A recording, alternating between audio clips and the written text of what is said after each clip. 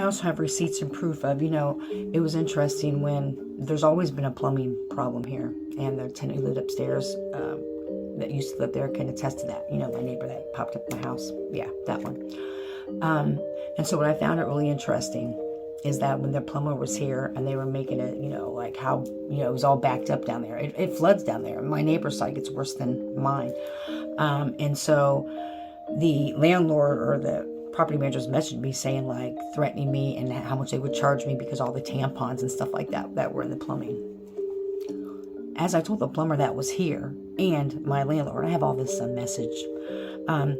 At that time, I hadn't had a period in 6 months. I was premenopausal, and I haven't had any periods.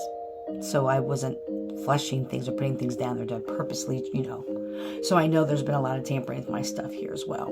Regardless of all of those things, I know the whole perception is to make it look as though I'm irresponsible and that I don't take care of things. And in fact, it's actually the opposite. It's those people who have created a lot of barriers for me. And part of that also is, hoping I would keep quiet about things. And the more I've stepped into my power, the more I've been led by spirit and working a lot through is the fear. The fear. Now, I've talked about, other videos about how important it was for me to keep this place, like what that cycle was breaking. And I see as a bigger, way bigger picture than that. There's been, and I have, again, receipts, proof, conversations of all things I say. I stand 10 toes down on. There have purposely been people who have been paid and done things and all kinds of tomfuckery to end a lot of things in my life, to create so many barriers. And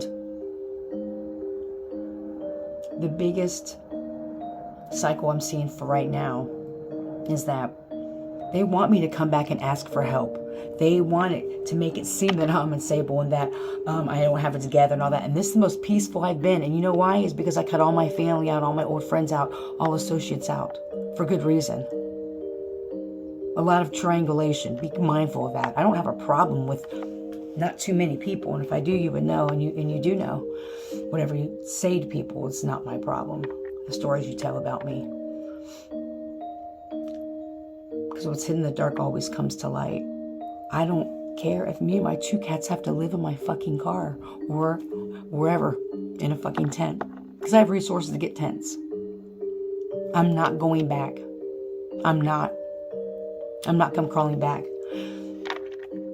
And it's even reinforced, like all the fuck shit people have really done for me to lose jobs and how they've